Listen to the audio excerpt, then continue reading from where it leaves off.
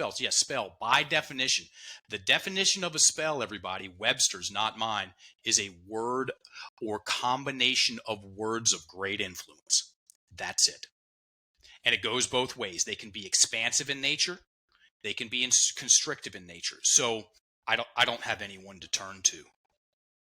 Is a combination of words that if someone believes that will greatly influence them in a constrictive way.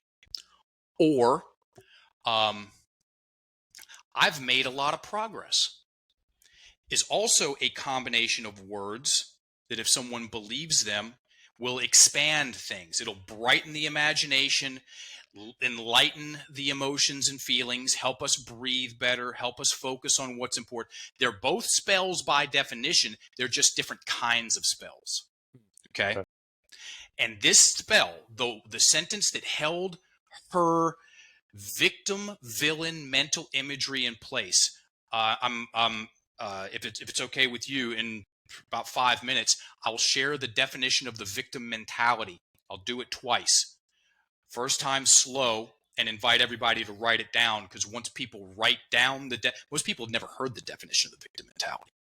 Okay, and once pen hits paper, you get even more for your time listening to the show. And there was one sentence that forced her to create the victim-villain dynamic regardless of how over it she was. And that sentence was this. And once he got there to this sentence, he had her repeat it 3 times so everybody's staring at the same sentence, same configuration of words, same spell. Here it is. He did that to me.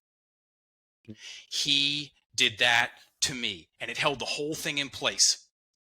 And he had her repeat it, like I said. So we're all looking at the same words. And then he said, that last word, take it out and put in himself. And it was such a radical departure from this story that she'd been relentlessly telling herself for 4 years.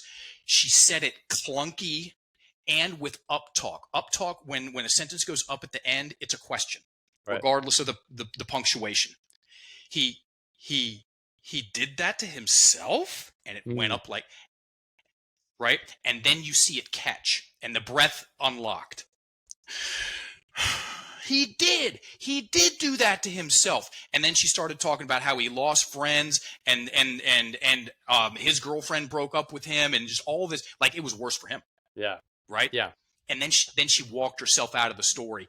This, and she goes, it was never going to work out anyway. That guy was actually really weird. Guy's a piece of shit anyway. Yeah. That's really fascinating stuff, man. It's funny. I think 2 episodes ago, I just published with Chase Tollison, was literally talking about spells. Man. So you know Chase. Yep. Okay, cool. So like that, it's funny that we have 2 different guests talking about spells and spelling and how a story can really hold on to you. And what you're saying here reminds me of just something I've kind of started to appreciate a little bit more, that the experiences you have don't happen to you, they happen for you. Sure. And that requires that little shift of how you're saying the story over in your head. Yeah. And especially in our community, right? And I'm totally guilty of it as well. And it was only until I did a really interesting 3-weekend veteran getaway where we just worked with the psychologist, and we started telling our story, and we started literally walking, and they started changing the words that were coming out of our mouths, and to unlock that guilt that I was holding on to and just not feeling like I was able to do enough, which was my story. Like I just left, and like I didn't save enough people, I didn't do what I was there to do, was just holding me down so much, until I was able to say, like, well, this isn't, I could not have possibly done. And then, this happened for me because now I'm able to do more because I have a greater context, and they were appreciative over it. And so it seems silly that you can just change a few words and have such a monumental effect. But a lot of us in the community have that inability to voice what we need to get off our chest, and in a controlled environment have that story change